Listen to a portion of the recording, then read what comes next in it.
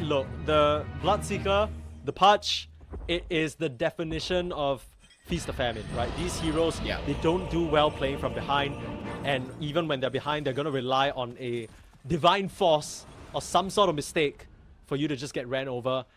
It is a direct age-old counter to the Slug though, and that might be what Bleed are hoping to achieve. Prepare for battle. It's great into the Timber Saw as well, right? You rupture the Timber Saw and he just stops. Yeah. Actually, it's pretty good against everyone in the lineup. The silences are really going to mess up these supports. But even the Slark, right? You catch him with his pants down. Obviously, you should be able to Dark Pact off every single silence from the Bloodseeker. But just in case, right? You catch him with his pants down, and that silence will be the end of Slark. Yeah. Palos making use of that night vision to get advance notice of whether there's any vision in the area. The level 1's pretty scary from both sides. Hook and Disruption. And LSA on one. And the ability to Flame Break, Pounce, and Dragonite Stun on the other. Might not necessarily be the ideal ways to start out your skill levels, but if you get a kill, who cares, right? You got to look for some sort of hook, right? That's really the only way you're getting first blood here. If you run into Darleng's lineup, you're probably just gonna feed. Yeah. Okay, Crash. What are our expectations here, right? You look at this lineup. This is the third time we're gonna ask you this series. What are we thinking? Are we liking Bleed? Are we liking Darleng? What's going on? How do you expect this game to play out? Look, I'm going to put my faith in Masaros Pudge. Do I think it's going to be reliable enough? Probably not. I think at the end of the day, we are going to see a Darleng victory. I think they have just more of a stable team right now. But my eyes, they're going to be on Masaros once again. If Pudge can get off to a great start, who knows what this game is going to look like. Yeah, so it looks like it's going to be a 2-for-1 rune trade as DJ was forced to deny his bounty, and Palos was able to actually pick up that bounty mid-air while the Pudge was hooking it. Some fancy footwork there to get off to our first game 3 on this stream and between you and me, Crash. It's been our first third game in a hot minute, like across multiple tournaments. Oh, Masaros, our eyes are on him, but so are the Execration safe lane Palos. Has he bitten off a mid more than he can chew? Masaros gets that first blood. Once again, it's DJ just setting up for the squad. Last auto attack Masaros. He's able to just juke around the tree line. The vision, he's playing with him.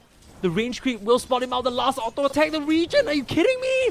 He's just being able to walk out of there in the disruption just in time. Masaros walks free. And oh man, one last flame break. The damage. The regen, it's just too much. He'll be fine here, and that's not how you want your lane to start out. No, and Jotun's got to be careful, right? If he gets hooked by Masaros, he still might die, whether or not Masaros has HP or not. Yeah. Absolutely. BKBs are going to be crucial for all of the cores this game on Bleed now that we're talking about it, right? Every single one of them needs it. Poloson with the rotation over, not going to be able to stop Dric from just landing a stun, but able to at least secure the water rune for Mikoto. Oh, great. Poloson, he's just running it. Poloson's dead. Oh my goodness, Poloson. Okay, well, that's not what you wanted. The tip to come out. Yeah, tip. He deserved that tip. You deserve that tip, Poloson. Yeah, I mean, that's I know last game was hard, buddy, but I know it's an enticing kill, but giving that over to Dric. I mean, he's gonna spend a lot of time out of lane because you want to prioritize the Timbersaw's HP. So any additional little juice that he can get on the outside is so much more valuable. And the only reason that kill doesn't go their way is because there's no levels into LSA on the Lina. Oh, okay. Wait, I didn't even realize. Yeah, Mikoto was prioritizing that Dragon Slave and the auto attack potential because honestly, what does LSA even do for you in this lane? Yeah. Oh, Jotun. No, he's fine. He's in between the creeps. He's A-okay. This is this top lane slowing down definitely favors Darleng. Yeah. I feel like this game slowing down favors Darleng as well because you kind of want to amplify the pressure that you have as a result of this patch. We've seen what happens when you get into a mid-game and you're not that tanky beast that can stand on the front lines and threaten. Speaking of threatening. Radiant are scanning. Oh, beautiful stun. Set up onto Mikoto. There is the TP from DJ to help him out. Disruption coming through onto Yowe. Might be needed, but DJ actually doesn't have the mana for it. Finally finds it as Mikoto able to finish off the kill onto Jotun. Now they're looking at Yowe as well. Great stuff from DJ to answer right back. A good response, just barely enough. DJ probably not counting his mana, which to be fair, what you can't count your mana when you're making that snap decision. You just need to get in there, and that's exactly what he does. Lucky just as trust well. You have the mana. Like, trust and pray. Even if you don't, you just gotta be like, okay, I got no mana now. You're gonna have to wait. Like, what you can be you a do, body, right? Yeah. You just be a body at that point. Distract them a little bit, like twerk or something. Yeah. Really get them going. You ever see Shadow Demon Booty? I can't say that I haven't. I'm quite glad that I haven't. Yeah, me too. But yeah, clearly something that Yowe is not interested in as well. He was dead set on trying to finish up because oh, Jesus. I mean, fair enough. Fair enough, right? Like DK's like, okay, chill. Yeah, relax. Don't you, Lina's like, don't you know I make dragon slaves, you idiot? Get out of here. That's a matchup. That's a matchup right there. Now, all things considered, Yowe is still doing very well, right? Matching CS for CS with this Lina in the mid lane. And that's kind of to be expected. We were just wondering whether that matchup would slightly favor Mikoto. Still pretty even Stevens. Jotun, he's really deep. Oh, this is a really nice ward here that might set them up for some action later on. Yeah, if DK, especially if DK can get this tower down, right? And you send people in from bleed to defend it, all of a sudden you're caught behind your tower under a ward. All the vision gained for Darleng is gonna. We've already talked about how important vision is this series. Yeah. I mean, specifically for this game, it really applies for the Pudge. But everybody else, they have their ways of getting it, right? Like, so that you can send in the Shadow Demon Illusions, Poloson can act like a meat shield. You're running through, trying to commit. Palos comes through, Twin Gate. Should be able to pick up his first Essence Shift stack of the game straight into his pocket. That's kind of the problem with the Timbersaw. You can't threaten the tower yourself, so you need to bring allies to kill them off, and then you're relying on the creeps to do it for you. Denied. Well, the sixes overall have been hit a lot sooner than bleeds.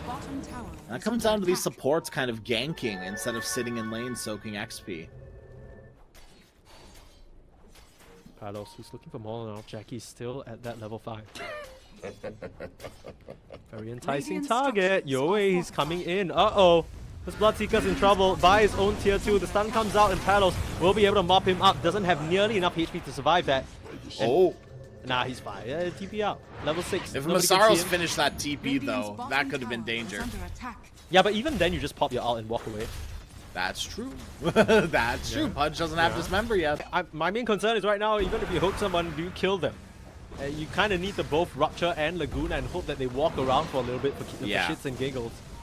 Well, you gotta Rupture them and then hook them. That's the combo. True. Are they going to be in position to be Ruptured, though? That's the question. Yeah. And is JaCkky willing to show his face to Rupture them? He's smoked out with his team right now, so he's clearly looking for some sort of engagement with that Rupture. Yeah, Mikoto's presenting himself, but Peloson's in a great place to break the smoke. If they only lose this Abaddon, it's not too bad. They didn't want to respond though. The blink forward from the Dragon Knight. They found the Lina in some trouble, but nice Greaves, and now Masaros holding his ground. They haven't really been able to connect meaningfully yet, but they're starting to pull back. The poor Abaddon. Poloson will go down. Meanwhile, Dismember on the backside, they've held onto the Timbersaw. Masaros narrowly survives, but the Lina, their initial target, she will go down. Yowe finds it, and Bleed, the heroes, they're crumbling. DJ's last one here, but he's just gonna go down. Oh, Bosco. Oh, classic Kuku. You can't really blame him for wanting to be part of the festivities, but that's gonna lose them 4 heroes as well as the tower. Only saving grace is that the Bloodseeker evacuated in an instant. I wouldn't even call that a saving grace. Bloodseeker was there for the fight, which means he wasn't farming. True. This is a very big flip of the script as compared to last game where it felt like Darling, they were on the back foot for most of it. This time round, the early game has not worked out in Bleed's favor in the slightest. It's a 5-7 kill score, which looks fine on paper. A 7k goal lead at this juncture is crazy. Yeah. And it's not 1k gold lead for every kill that you have is kind of crazy. Yeah. This represents how much you're out farming your opponents on the map. And Palos, as this game goes later and later, isn't going to get like any less scary for you. It's coming out onto this Abaddon right now, forcing the ultimate. Dric just away with his mana. They want to punish the Lion for walking up so far though, but Mikoto, what can you find? They turn around stunned, but they're a bit too scared of Palos. Okay, the Rupture caught out on this slap. Jotun, he needs to pull. Didn't really mention it, but he's actually doing a very significant amount of damage in these fights, right? Even though you're ignoring Palos or kiting him around, you need to watch out for Yowe. He's able to just 100-0 some of your squishier heroes. Especially with that Manta-style big dragon form. Very scary. You get on pretty much anyone, maybe even the Lina, and you kill them. Yeah, I mean, they got pretty close just now. He clearly isn't scared enough of anything. As Darleng, they'll take this opportunity to waltz into the Roche Pit. It's time, they say. They're right there on their tails. Dric and Jotun, they might not be expecting this. They haven't set up the vision just yet. Oh, the fear comes out. Oh, just gonna miss. Masaros, can you imagine if he snagged one of the supports? This Roche fight would have been so difficult for them. But re-smoke up. They're gonna find a different entry point into this fight. It is 25 minutes. We reach Roche. He's going back home, like you like to say. And suddenly this positioning that Darleng were having just gets completely forfeit. It's all on Bleed to set up the vision appropriate to try and defend this Roche that they might potentially go for. TPs come out in mass. Oh, the tier 1 being still alive is so difficult for Bleed. Spot on Mikoto. Watch yourself, Lasso. Heard one. Looks like he's pulling back onto this poor Bloodseeker, and JaCkky's just dead. Beautiful pick off from Jotun to find the carry of Bleed. And now Masaros in some trouble. Disruption will buy him some time, but poloson, he already knows it's time to go. They no longer stand a chance here in this fight. And it's all thanks to that Bat Rider and his keen eye. JaCkky, even with the BKB, you are not safe enough when you get caught out by a lasso.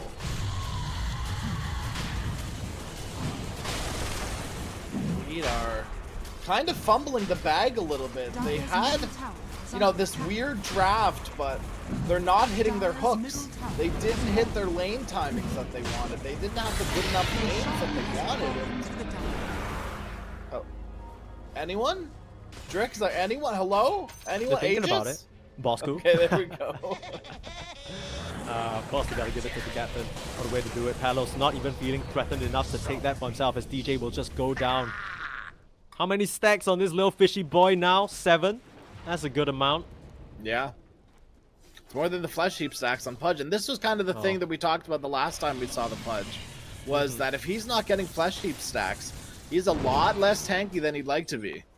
Absolutely. Only 3. I mean, he did have a decent timing with the Shiva's reveal, but at this point, you really, really need that BKB. And more than anything, you need that vision. You can't allow Darleng to just initiate on whoever they want there. Radiant's bottom tower is under attack. We have seen a few dismembers go pretty much uncontested, but it didn't amount to anything. And that's the big problem. Well, seeing the problem with the Pudge as well, right? Even if you have a good or decent early game where you get item timings, somewhere down the line, it's such a difficult, I guess, maneuver to try and make something out of a hook. You'll start dismembering out, but immediately there's the lasso, like we mentioned. Demonic Cleanse on this Pudge to try and help him out. As Mikoto able to start doing damage from the sidelines, he's got to watch his positioning though, as JaCkky starting to come in and clean out, but he's dropping low as well. It's starting to work out for the Bleed side. Disruption going to keep him safe as Palos finally looking to retreat. Bosco will lose that first life of the Aegis. This is about as good of a fight as Bleed could have asked for, taking down 2 and the Aegis at the same time without losing their 2 most important cores. Bleed. Yeah, once again, the gold lead is not really going up. Radiant's middle It tower is a under little attack. bit, and that just is because you have so much map control. Uh-oh, JaCkky, no BKB, but again, DJ always there with the disruption to keep him in place. Radiant's middle tower Taking a lot is for under Palos. Gets the Shadow Dance off in time and no more saves to get Mikoto out of there. Just go down. Really nicely done by Palos more than anything, just timing his spells just correctly. Taking advantage of the fact they don't really have any disable once Masaros is down. That was a lot of disrespect going both ways. Yeah. Right, I feel like Bleed did not respect the Slark enough. Mikoto just kind of commits on the Slark and he just turns around and kills you. Like, so what, dude? I don't care. I pop Shadow Dance, I live. And then on the other I'm hand, sorry. Palos jumping high ground like that, very disrespectful. Right? I mean, yeah, he thought he could get a freebie. And Yeah. I don't blame him, right? That Bloodseeker looked mad juicy. Absolutely no BKB, why not, right? Bleed losing qualifiers on Blood Hero. App. Bleed winning qualifiers on Blood Hero. App. We don't know what's gonna happen yet. 15k gold lead. I can't help but feel like there still is an angle for Bleed, although the margin is narrowing really quick. It's a nice disruptor again to stop Masaros from being under any threat, but with that lasso, they pull back DJ as well. A Photic Shield committed on this Shadow Demon, but now JaCkky's in trouble. Forced to just BKB. Use up, will buy him some time, but it's actually an enemy use just for the setup. poloson can't save him in time, and they lose two without any sort of just kind of snatch back. Radiant's top boy. tower has fallen. So this Lincoln's has been finished on Slark, and this is one thing that I'm a lot more happy about. Like, the Lincoln's on Slark is going to do a lot more this game because you don't have too many ways of getting rid of it. Be careful, jump in straight away. Yowe, they're on to JaCkky. The 4-stars will save him. DJ forced to buyback as well as Masaros. Have they committed a bit too deep? The Pudge, he's in the middle of everyone on the enemy team. Just getting disrupted, saving him for now.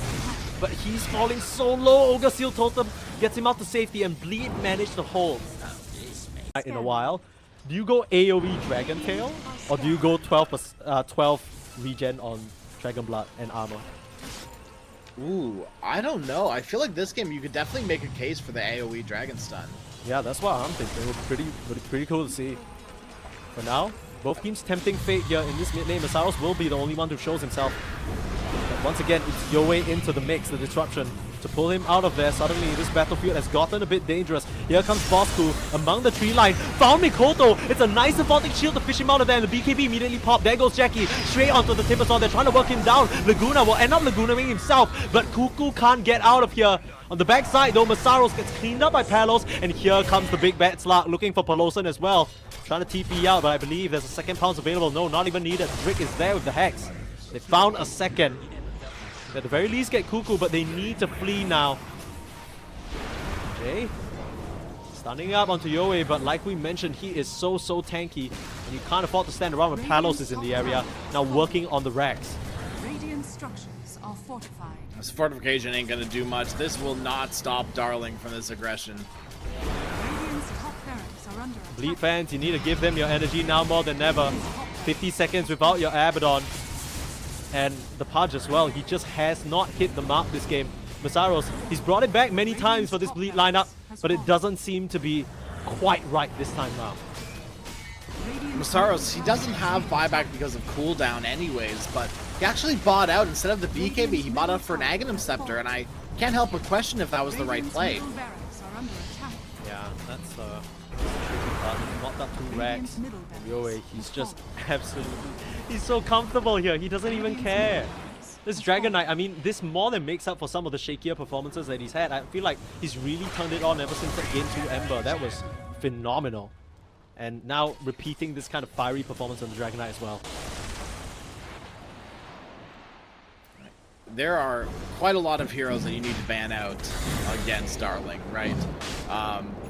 You can't give them this DK anymore, I feel like. They've been too prominent on it, too good and willing to flex as well. DK's just been a key hero for them recently. Yeah, and for those of you on this stream the whole way, you might have missed it, but the Aurora versus Neon matchup obviously has ended. It's been a while. It'd be funny if it somehow went longer than this, but Neon, I'm sure, are keenly watching to see who their opponents will be, as it seems more and more likely that that'll be Darleng. If there's Aegis on the DK, they understand that he is their primary objective taker now. Bleed could fight here, actually, because DK just showed mid and Batrider's bottom. Yeah, but the creep wave is pushing into your mid lane right now, giving you a lot of vision and knowledge. Nobody addressing this means that they're somewhere perched out on the map, looking for an opportunity. Mikoto, you gotta watch yourself. DJ, nowhere nearby to save you if things get hairy. Radiant's bottom Instead, tower is under attack. it's good old objective Dota time. Yeah, the tip comes through. Yeah, you thought you could counterpick me? That's classic. Aesthetics cap on Yowe also makes it even harder to set up any sort of a burst on him for his first life, let alone the second. Look back. They ruptured him and they're able to do quite a significant bit of damage. Hidden under invisibility right now, but that is what the Shadow Demon ultimate does to you. Just put you down into the grave. They've lassoed Mikoto down to the low ground, but no follow-up for now as Palos isn't able to connect. They'll put the sentry down, Hex up as well. Mikoto, he can't afford to die here. He doesn't have buyback. He's trapped in the middle of the whole side of Darleng. As the fight's getting a little scattered, they aren't really able to connect on any meaningful target. They've already lost the first life on the Dragon Knight. And the Dragon Form no longer is available. Another hook through Masaros. There he goes. It's a beautiful triple stun though. Dric, essentially a Ravage that's setting up. Meanwhile, Yowe desperately just trying to play objective gaming as Kuku tanking up so much. Masaros finished off by the finger and he's out of the picture. Disruption will keep JaCkky alive for now, but the hopes bleed draining from their faces. The blood as GG is called. They are out of the tournament, and would you believe it? A crazy reverse sweep from the side of Darleng, and they'll be one of your top 3 teams remaining in the Southeast Asia Close Qualifiers for DreamLeague Season 22. Unreal series. A lot of people were questioning if